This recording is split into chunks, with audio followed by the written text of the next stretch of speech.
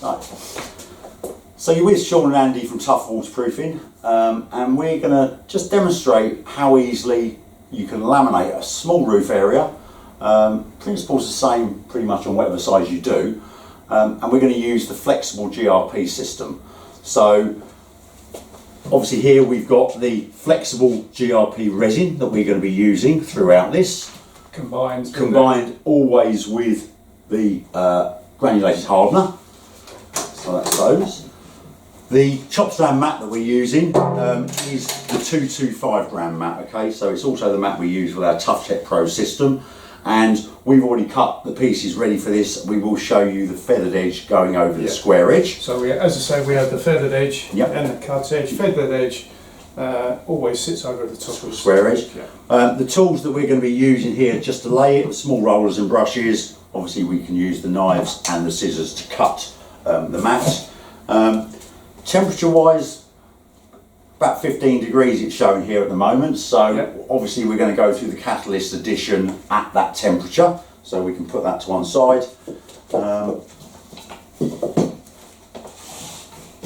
we can take that mat away, can't we? Yeah. And then that's going to show the pieces of mat we've got cut for those back corners, isn't it? Okay, so we can put those to one side.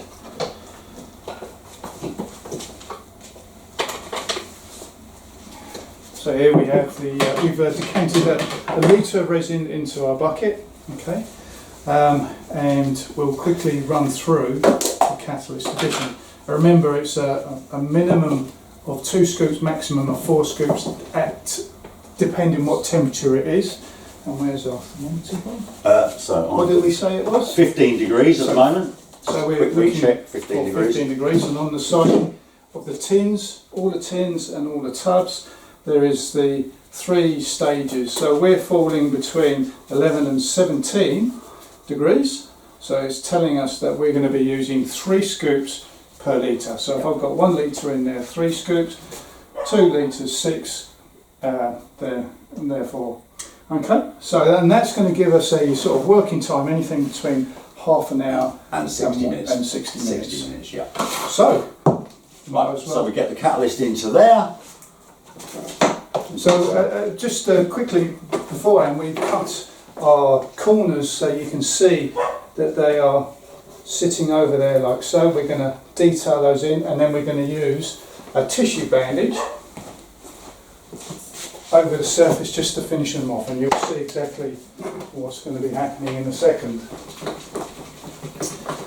So again, the analogy is putting sugar into your tea, and if you don't stir it, it's going to sit at the bottom, so you give it a good stir. We recommend a good couple of minutes.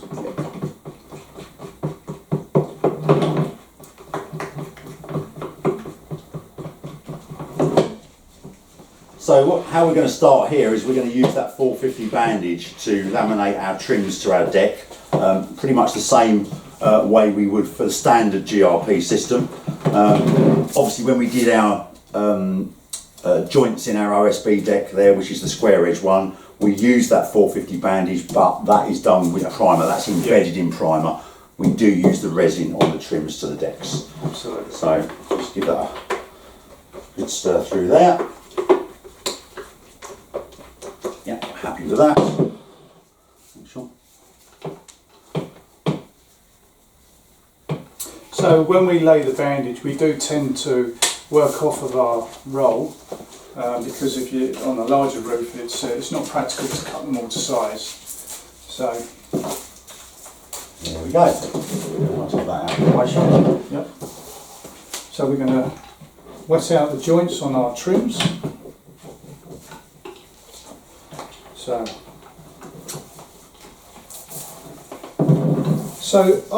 our trims actually need 2 coats of resin. Okay, so while we're doing our bandaging, we would then run round and give them a first initial coat. So we wet out our joint. You can have a pair of scissors or a knife, but if you tear that, that's not a problem. And I'm just using the roller to embed that in and basically get that consolidated. We don't need to use the paddle rollers with this system.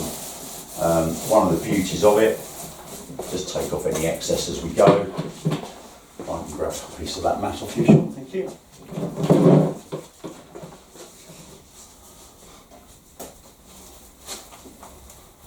And again, where I'm going to put mat on top of mat, a little bit more resin. There we go again, just straddling that joint nicely. In fact, I'm going to take a little bit off that. So what we're actually looking for is just that breakdown in the emulsion binder, just to allow those fibres just to move around and sit down nice and flat. And it enables me, with my pressure of my roller, I can just move that nicely into place. It does give me the opportunity now, just start giving that a bit of a coat. So we've got one last run to do. So pretty much the same principle that you've used with your standard GRP.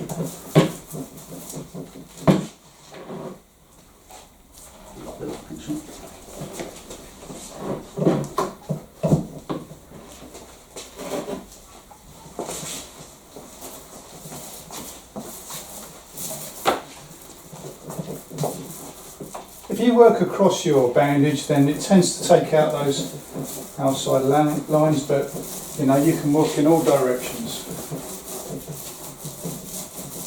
So as I say, you can have that opportunity just to run as...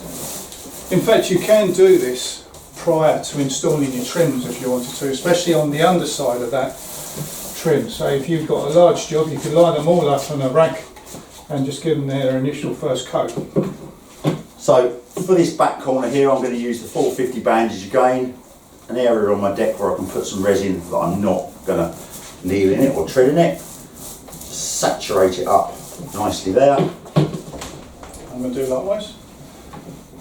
Take my bandage, drop it into place, and then with a little bit more resin, I can now start to form that into place.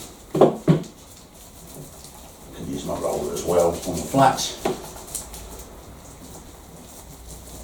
Give that a couple of minutes just to wet through.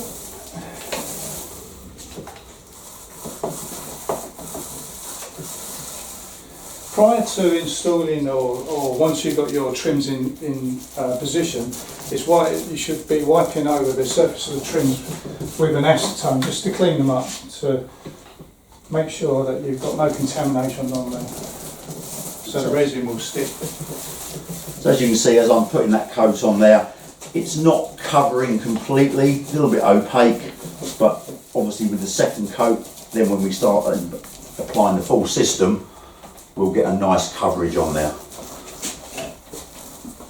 Okay.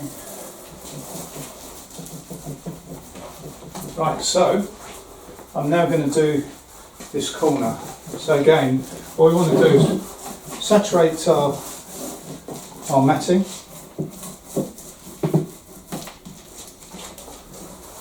And this will start to break down that emulsion binder that's holding all the fibres on there, so it'll be easier to mould. So you might wait a couple of minutes. So we're looking for that just to come down to the bottom of that radius. With your brush, tuck it into position, and I suggest you wait for a couple of minutes just for that binder to start breaking down. I'm just taking away any large areas we've got of resin there so that we don't end up with blobs under the main mat once it's cured. A little bit of housekeeping as we go. So gentle strokes with your roller on the corner matting, and you can see it starts moulding into position. And what we want to do is not stretch this out, but we want to break it down so we're just moulding it into position.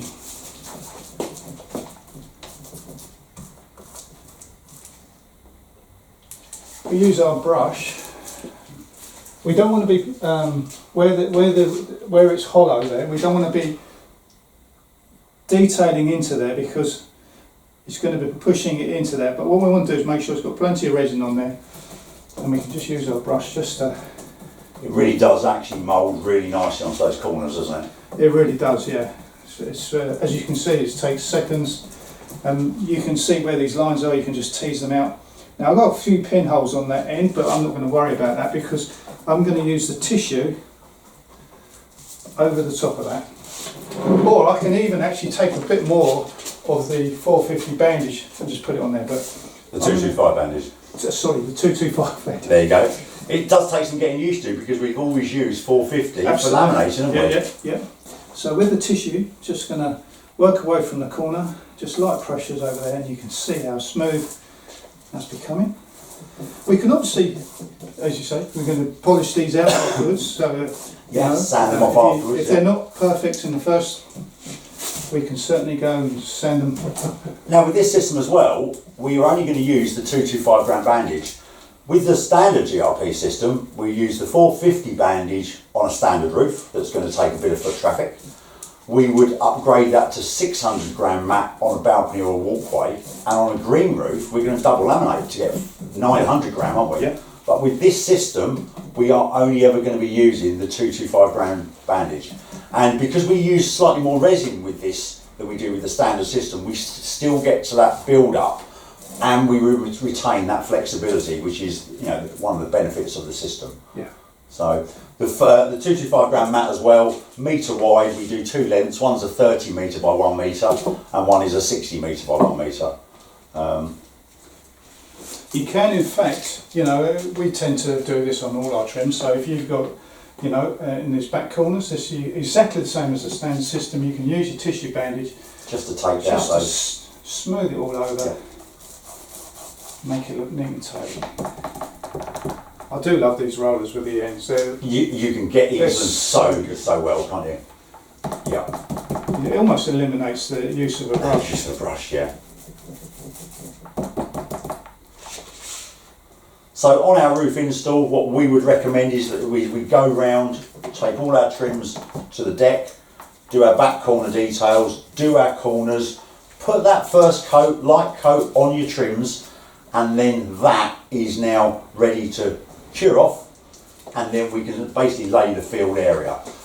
Again, always a good idea to be cutting that field area mat and getting it rolled up before you do this, isn't it? Absolutely. Because otherwise now we're cutting against areas that we've done. Yeah. So always get that mat cut up, get your overlaps in place. Once it's all done, put it to one side. And again, we kind of recommend as well, as you're rolling those mats up, put a number on them and a corresponding number on your angle fillet trim, sort of 1, 1, 2, 2, because if you do have to grab those mats and take them out the way, at least you know where they go. You don't want to be working your way across and then finding that, oh, this mat's a little bit too long, yeah. So I now know there's going to be one that's going to be a bit shorter. Because obviously not all buildings are square. Absolutely. As we found out. As we found out many, many times. Have you noticed also, I haven't been quite as neat and tidy as Andy, but I've got these bits here, so I'm just going to ignore them, and what we do is we cut them off afterwards. And you might have areas hanging right down low here, so don't worry about them, ignore them, and then we just cut them off. And we can polish them on at a later date. So obviously now we're done with that, so we can knock our roller sleeves off into our bucket. Cures, it gives us something to peel everything out of the bucket. These can now go in the acetone. The brushes we don't tend to save, do we? So we might as well chuck that in there. Yep. So you can, if this is your last brush, you can clean it out in acetone, but the cost of it is not really worth it. I don't know about you, Andy, but I've got a tin with a lid. Put all my tools in there. And just leave it until the next time I need it. At least then you know that they're there. So the main difference is really, you've noticed no paddle roller involved. When we start laying the main field area, you'll see just how much quicker that makes you. Yeah. Well, initially with the standard system using 2 people, now you're just down to 1 person in installation, which means you can have 2 people installing twice as much. Yeah, exactly. So we're going to just let this cure off. Next video, we're going to come back. We're going to show you the installation of the field area, that second coat on the trims, and that that basic way of doing it can be applied to roofs of pretty much any size. Absolutely. So absolutely. we'll see you on the next video.